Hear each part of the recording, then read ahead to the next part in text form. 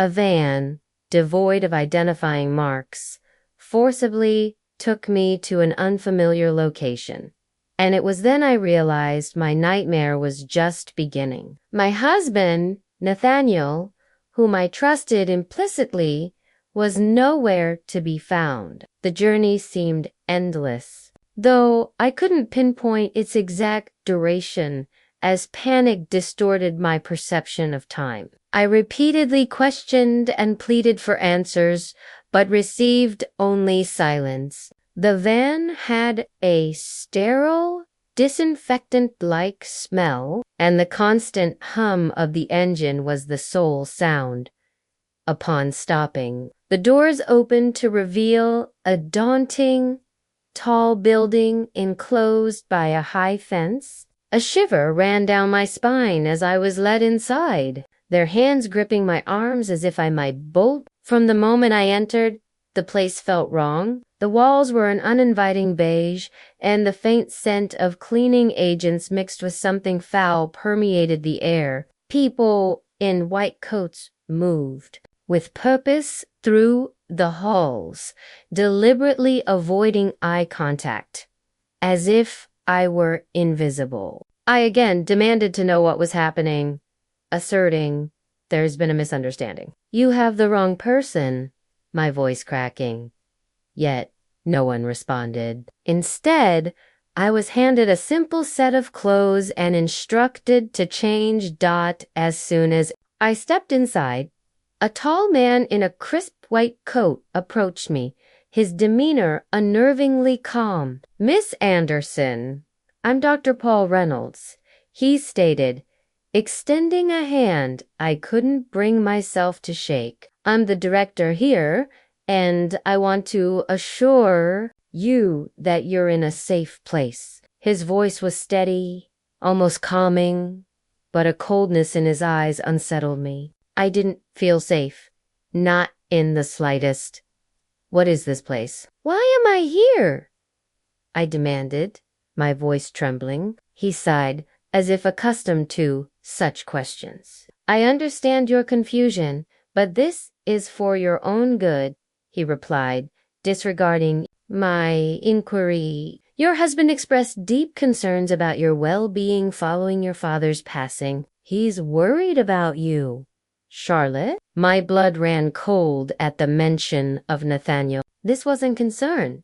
It was a betrayal. Not long ago, my life seemed ideal. I had a loving husband, a beautiful home, and a life many only dreamed of. My father, Joshua Anderson, was my bedrock, the man who had raised me alone after my mother's death when I was a little girl. He was my hero, my protector, the only one who truly understood me. But everything shattered when his private jet crashed unexpectedly. One phone call was all it took to demolish my world. I vividly recall receiving the call while organizing a fundraiser for one of my father's charities.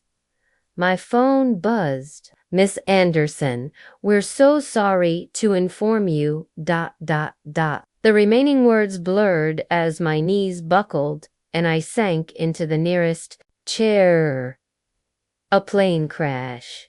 No survivors. It felt unreal, like a cruel joke. My dad, my hero, was gone.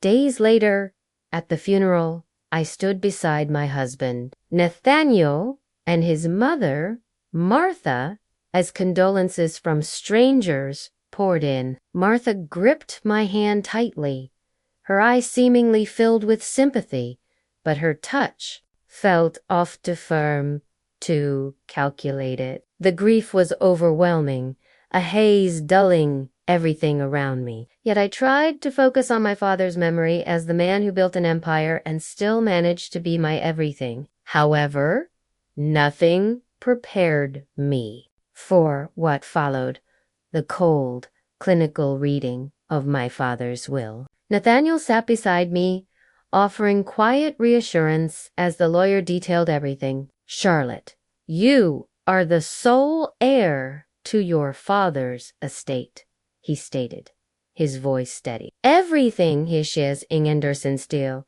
The properties, the investments. Mine? I remember glancing at Nathaniel, who offered a small, supportive smile, and then at Martha, whose face was unreadable. The weight of the Anderson Empire landed squarely on my shoulders, and I barely had time to process the loss before being thrust into a world of boardrooms, legalities, and decisions I never sought.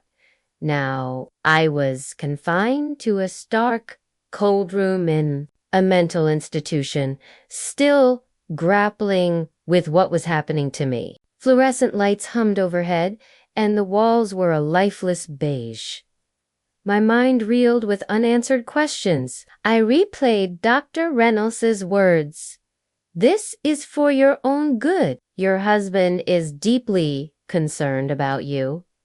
Concerned? Nathaniel had never mentioned any of this, and how could he do this without speaking to me first? Every request for an explanation was met with the same dismissive reply, "It's all in your best interest." My best interest being locked away in this place. I wasn't even allowed to contact Nathaniel or anyone else. They administered pills shortly after my arrival, claiming they were to help me relax. I tried to refuse, but a nurse stood over me until I swallowed them. Soon after, everything became hazy. My body felt heavy, my thoughts sluggish. It was as if they were trying to erase me, one pill at a time. When I awoke, the first thing I noticed was the oppressive silence. It wasn't a peaceful, quiet, but a hollow, eerie, and suffocating stillness. My eyes opened to a stark white room, furnished only with a narrow bed and a steel wheelchair in the corner. The walls were completely bare, a blankness that felt deliberately dehumanizing. For a moment, I wondered if I was dreaming, but the stiffness in my body confirmed otherwise. My head throbbed, and my mouth was parched as if I hadn't had water in days. I attempted to sit up, but my limbs felt weak, as though I'd been asleep for hours, or even days. The air smelled sterile, sharp with a faint chemical edge, and the distant hum of a machine was the only sound. Panic bubbled in my chest as I desperately scanned the room for any sign of familiarity or explanation. There was nothing, no clock, no window, not even a mirror, just emptiness. I called out weakly, "Hello, is anyone there?" My voice cracked, barely a whisper, and the only response was my own echo. The silence became unbearable, and the longer I sat there, the heavier the weight on my chest grew. Panic turned into anger, and before I knew it, I was on my feet, slamming my fists against the cold, unyielding walls. "Let me out!" I screamed, my voice breaking with each word. "What is this place? Someone tell me what's going on." My hands stung with every impact, but I didn't stop. The frustration, confusion, and betrayal all boiled over until I was pounding on the door with everything I had. I didn't even hear the door open behind me. A nurse appeared, a syringe in one hand, her face blank, almost robotic. "Please calm down, Miss Anderson," she said, her voice devoid of emotion. I stumbled back, shaking my head, but before I could react, she gripped my arm with surprising force and plunged the needle into it. "No! Stop!" I shouted, but it was too late. The room began to spin, and my legs gave out beneath me. My last thought before everything went black was that this couldn't be real. It had to be some kind of nightmare. The next 2 weeks blurred into a haze, though I only realized the passage of time when I overheard a nurse mentioning it. I spent most days in a drug-induced stupor, barely aware of the medication.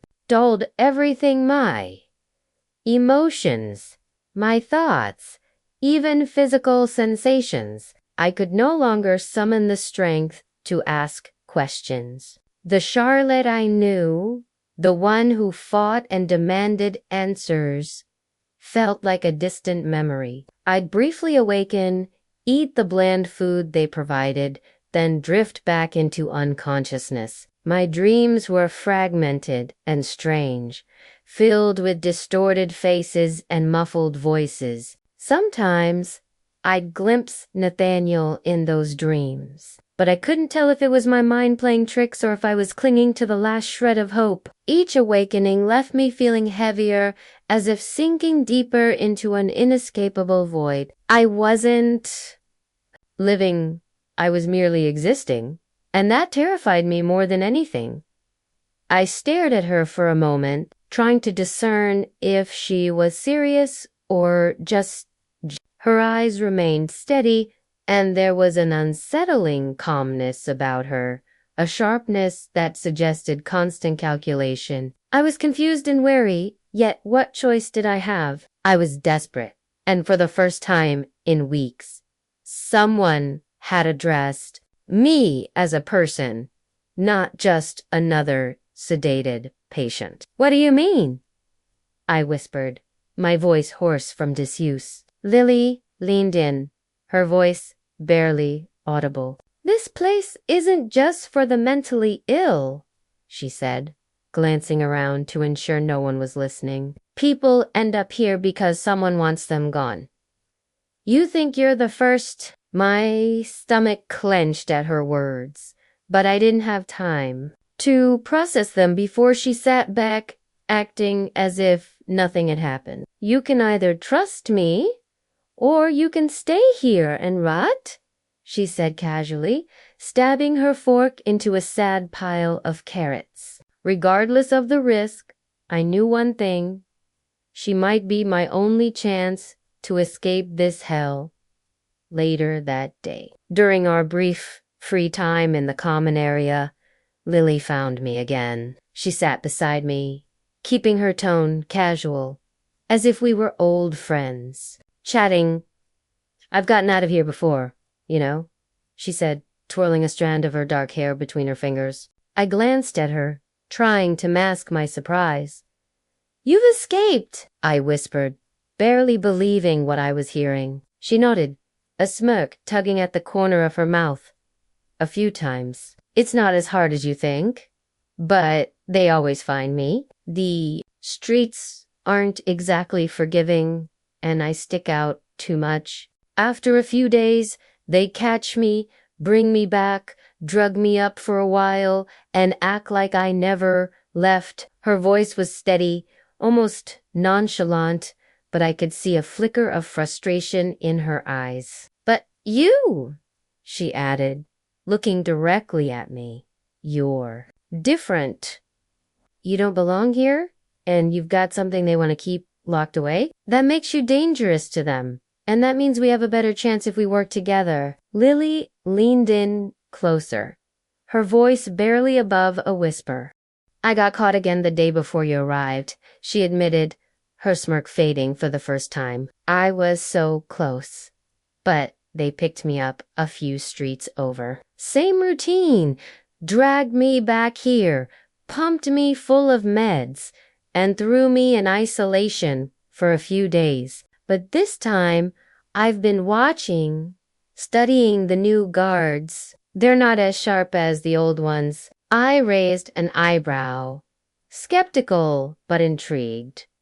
"New guards?" I asked quietly, my voice trembling with both curiosity and fear. She nodded, her dark eyes glinting with determination. "Yet, the night shifts especially. They're lazy, distracted. I've been mapping their routines during meals, free time, and lights out. I know when the hall cameras are watched and when they aren't." She glanced around the room, her gaze darting between the other patients and the staff. "If we do this right, they won't even see us coming." For the first time in weeks, I felt a flicker of something I hadn't dared to feel: hope. Over the next few days, Lily and I quietly began to formulate a plan. She'd whisper to me during meals or in the common room when no one was close enough to overhear. Every detail mattered: the night shift guards switching times, which doors were left unlocked for staff convenience, and the quickest route to the outer gate. "Timing is everything," Lily said one evening, her voice barely audible as she pretended to stir her bland soup. "If we get caught, it's game over. They'll double the meds, and we'll never get another chance." We decided on 2 nights from then, during the dead hours when the staff was at its least vigilant. Lily would create a diversion near the nurses' station to draw their attention, while I slipped into the hallway with a stolen keycard she had managed to swipe during one of her earlier outings. Once the hall was clear, we'd meet at the back exit and slip out through a maintenance door she swore hadn't been locked in months. "It's risky," she said, her voice serious for the first time, "but it's the only shot we've got." I nodded, swallowing hard. Risky didn't even begin to cover it, but staying here wasn't an option. On the night of the escape, my heart pounded so loudly I was sure it would betray us. Lily's timing was flawless. She managed to knock over a cart near the nurses' station, sending trays and equipment crashing to the floor. The noise echoed through the halls, drawing the guards' attention like clockwork. I slipped out of the common room, clutching the stolen keycard so tightly it dug into my palm. My legs still felt weak from the medication, but adrenaline propelled me forward. Lily met me at the maintenance door, her face flushed but focused. We were halfway to the outer wall when shouts erupted. "Stop them! They're escaping!" My chest tightened as I glanced back to see 2 guards sprinting toward us, flashlights cutting through the darkness. Panic surged through me, but Lily grabbed my arm and pointed ahead. "Go! The wall's just up there," she hissed. I didn't have time to think. I ran toward the towering barrier, every step burning as if my legs might give out. When I reached the wall, I clawed at the rough surface, forcing myself to climb even though my arms felt like lead. Behind me, I heard Lily yell, "Keep going, Charlotte. Don't stop." My heart sank as I looked back and saw her standing firm, facing the guards. She grabbed a loose piece of wood from the ground and swung it wildly, buying me precious seconds. "Go!" she screamed again. My breath hitched as I reached the top of the wall, pulling myself over with every ounce of strength I had left. The last thing I saw before dropping to the other side was Lily, defiant to the end, as the guards closed in on her. I don't know how I managed to find the strength to climb that wall after so many days of being pumped full of heavy medication. My muscles ached, my head was spinning, and every movement felt like I was dragging my body through quick. But when you're fighting to survive, something primal kicks in. You find strength you didn't know you had, fueled by fear, desperation, and the sheer will to escape. My fingers clawed at the rough concrete, scraping and burning as I pulled myself up inch by inch. The sounds of Lily struggling with the guards echoed behind me, her shouts urging me on. My arms screamed in protest. My legs felt like they might give out any second, but I didn't stop. I couldn't stop. With one final heave, I threw myself over the top and tumbled to the ground on the other side, the impact jarring but freeing. For the first time in weeks, I felt the cool night air on my skin. I was out, but my heart ached, knowing Lily had stayed behind to make it happen.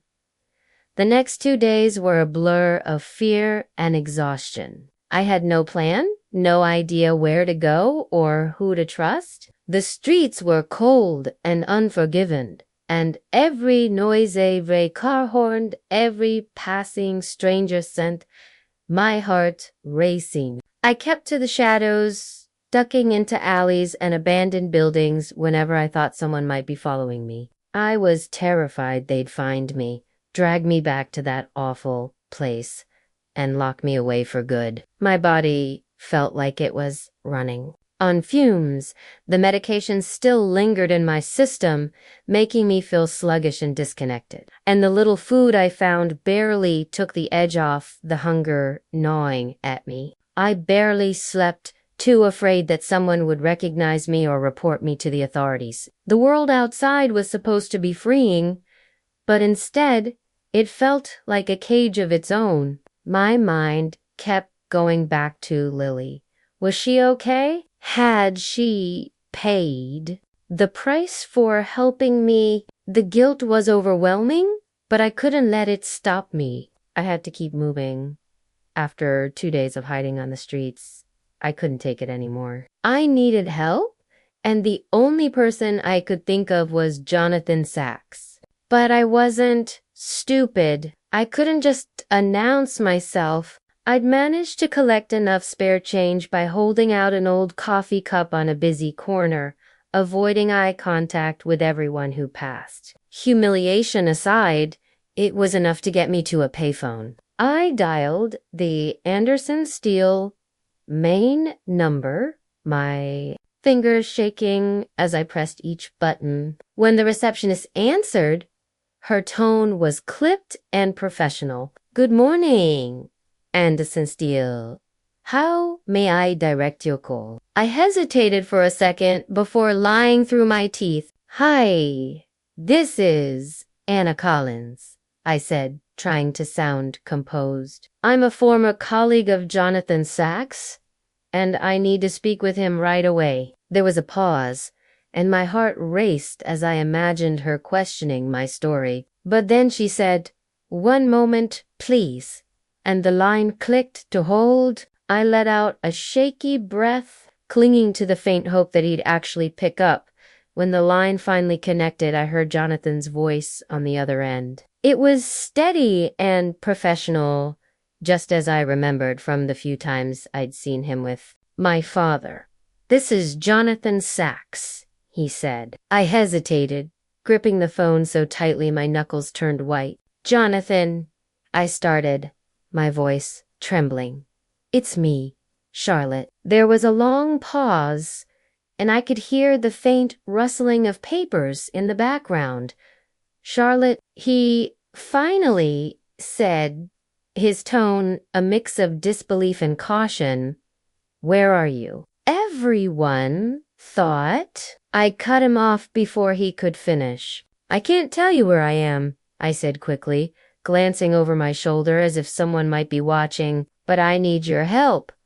I've been locked away in a mental institution. Jonathan, they drugged me. They said I was a danger to myself, but it's not true." My voice cracked, and I could feel the tears threatening to spill.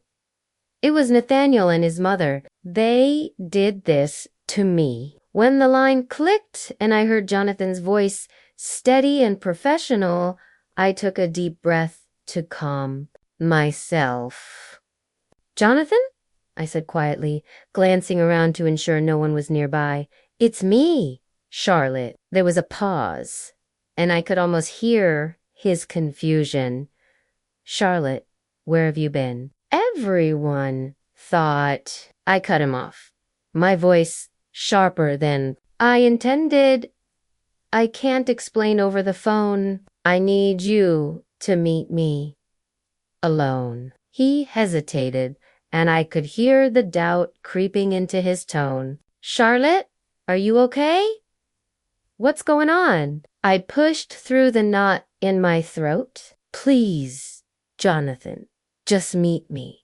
And you have to swear to me you won't tell Nathaniel or Martha." Another pause, longer this time, before he finally said, "All right, where do you want to meet?" Jonathan arrived at the park just as the sun was beginning to set, casting long shadows across the empty benches. I stayed hidden near a tree, watching him from a distance for a moment to ensure he was alone. When I finally stepped out, his face went pale. "Charlotte," he said, his voice low, almost disbelieving. "You look. God, what's happened to you?" I motioned for him to sit, too drained to respond right away. We settled on a bench far from the main path, the distant sounds of children playing barely registering in my ears. They took everything from me.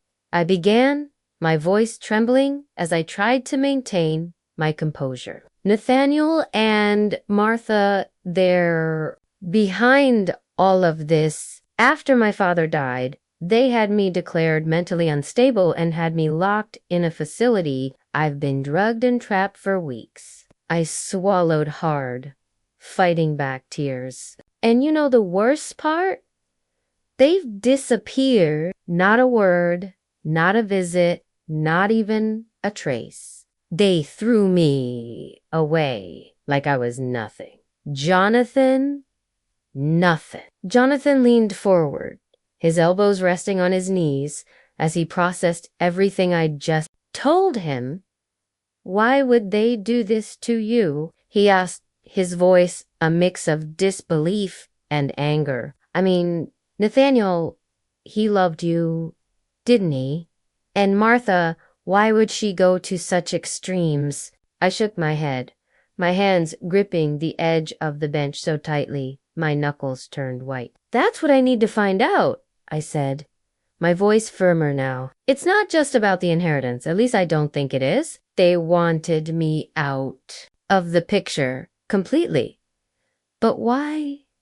Why go this far?" I looked at him, hoping he'd understand the urgency in my eyes. "I need your help, Jonathan. You were close to my father, and you know the business better than anyone.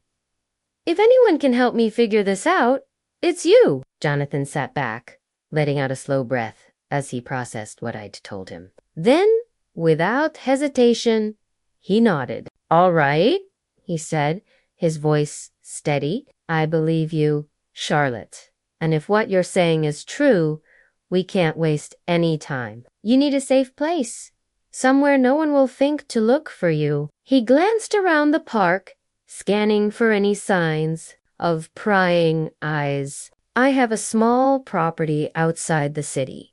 Nothing fancy, just a quiet place I use when I need to get away. You can stay there while we figure this out." Relief washed over me, though it was mixed with exhaustion. I followed him to his car, keeping my head down as we left the park. The drive was quiet, Jonathan glancing at me every now and then, concern etched into his face. When we arrived, the property was exactly as he described, small, simple, and tucked away from prying eyes. "It's not much," he said as he opened the door and helped me inside, "but it's safe. I'll bring you food, clothes, whatever you need." I nodded, too drained to say much more, but his kindness felt like the first ray of hope I'd had in weeks. The next morning, I awoke feeling slightly better. For the first time in what felt like forever, I wasn't looking over my shoulder or hiding in the shadows. The small room Jonathan had prepared was modest but warm, a far cry from the cold, sterile walls of the asylum. I stretched gingerly, my body still aching from days of fear and exertion. But the clarity in my mind was something I hadn't felt in weeks. Jonathan arrived shortly after with a bag of groceries and a determined look on his face. "I've been thinking about everything you told me," he began as he set the bag down on the kitchen counter. "I contacted someone, an old friend who works as a private investigator. I told him what little I know, and he's agreed to help. We need to figure out exactly what Nathaniel and Martha did, who they worked with, and why. His voice was steady, but I could see the worry in his eyes. This isn't going to be easy, Charlotte, but if they left a trail, we'll find it. For the first time in weeks, I felt a spark of hope. Someone was finally on my side, and I wasn't going to let Nathaniel and Martha win. A week later, the door creaked open, and Jonathan stepped inside, his face grim but focused. Behind him followed a man who looked like he belonged on the cover of a detective novel, tall, sharp-eyed, with an air of quiet authority. He carried a weathered leather briefcase in one hand and nodded politely at me as Jonathan introduced him. Charlotte, this is David Harper. He's the private investigator I hired. David, this is Charlotte. David set his briefcase on the small kitchen table and opened it with practiced precision. Miss Anderson, I've spent the last week piecing together what happened to you, he began, pulling out a thick stack of documents, photos, and handwritten notes. It's worse than we initially thought, and frankly, it's astonishing how far they went to cover their tracks. He laid out the first set of papers, official-looking forms with signatures and seals. This, he said, pointing to a medical report, is a fraudulent psychiatric evaluation. Nathaniel and Martha hired a psychiatrist, Dr. Evelyn Mars, to fabricate this report. It states that you were a danger to yourself following your father's death and that you needed immediate psychiatric intervention. I stared at the document, my stomach turning, but how could they make that stick? I was fine, grieving, but fine. David nodded grimly. They knew grief alone wouldn't hold up, so they exaggerated your behavior, claims of paranoia, erratic mood swings, even self-harm, none of which were corroborated. That report was the foundation for what came next. Slid another paper forward. This is the expedited court order, signed by Judge Leonard Grayson, a name that appears on several questionable cases I've investigated before. He was bribed to fast-track the order, bypassing the usual scrutiny. Jonathan leaned against the wall, his arms crossed, his face growing darker with every word. David continued, pulling out another set of documents. Once the court order was signed, it was sent directly to the facility where you were admitted. The owners of that institution, Dr. Paul Reynolds and his partners, are known for accepting high-profile patients with special circumstances. They've been under the radar for years, taking bribes to keep people out of sight and under control. He placed a photo of Reynolds and Nathaniel shaking hands at what appeared to be a private meeting. This was taken 3 days before your commitment. My breath caught, and my hands trembled as I reached for the photo. Nathaniel, ... He planned this. They both planned this, I whispered, my voice barely audible. David nodded again. Not only did they plan it, but they also ensured you'd stay heavily medicated, reducing your chances of reaching out or appearing coherent if anyone visited. He tapped another paper, a ledger showing payments. Here's the money trail. Nathaniel transferred $250,000 to Dr. Reynolds the day after you were admitted. That payment bought your silence. I felt like I couldn't breathe, the room spinning as the weight of their betrayal hit me. And Martha? I asked, my voice raw. David's expression hardened.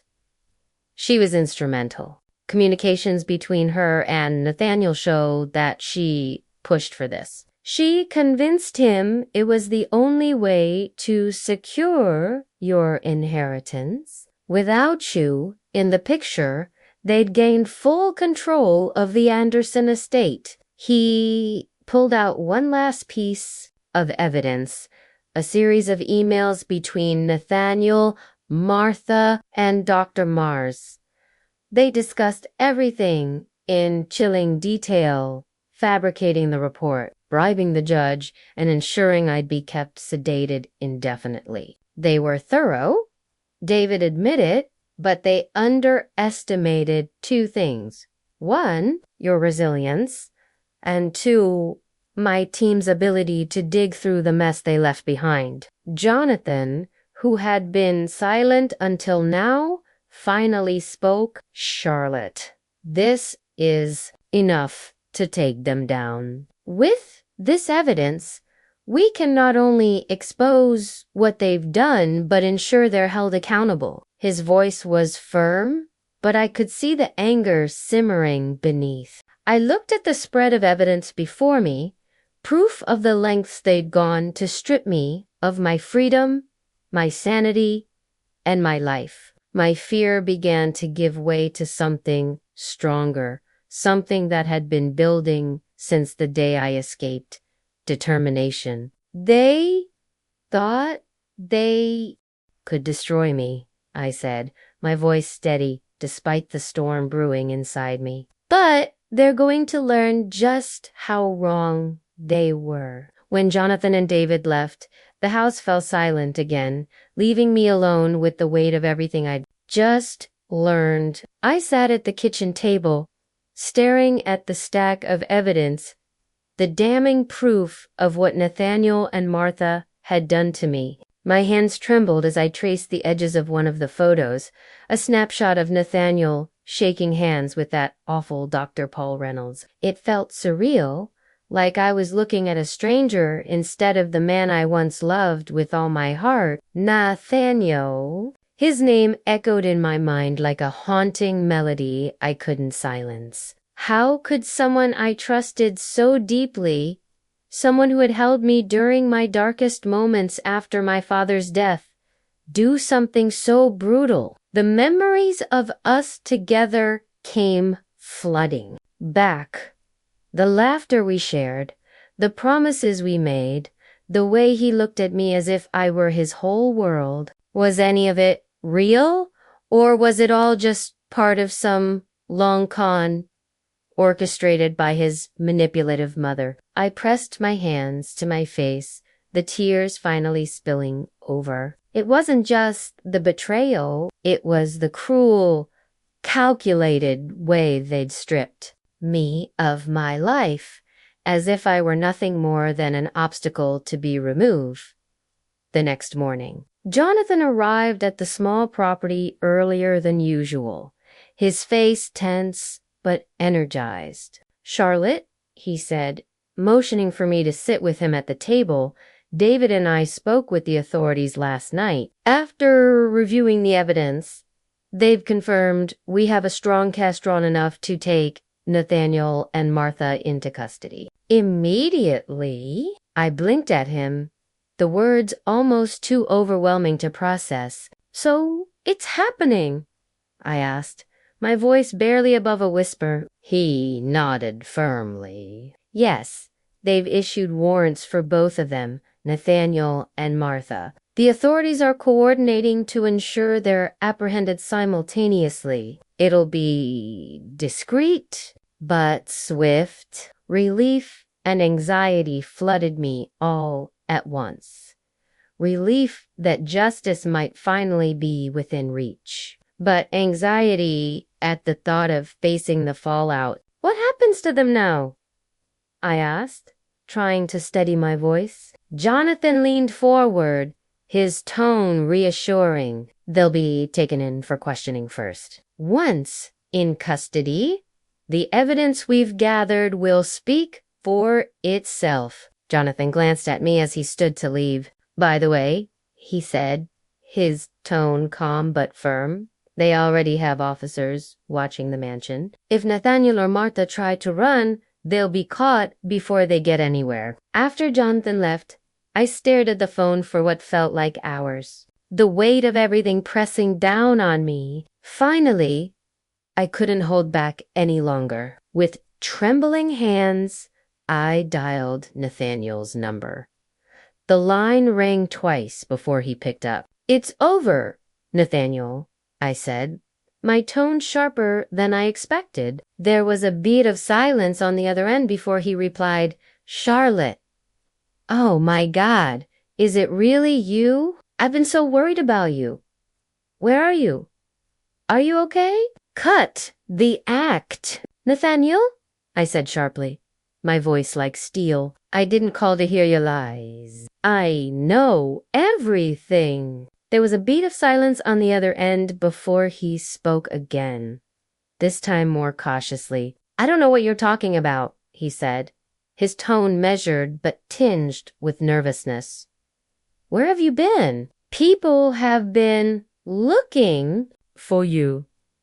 I was worried, sick, worried, I scoffed, gripping the phone tighter.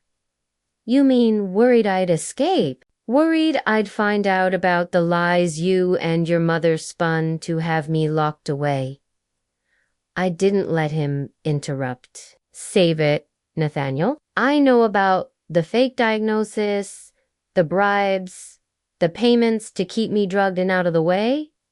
It's over?" Nathaniel hesitated, his voice faltering slightly. "Charlotte, I didn't know what else to do." He finally stammered, his voice breaking slightly. "It wasn't supposed to be like this. Martha said it was for your own good.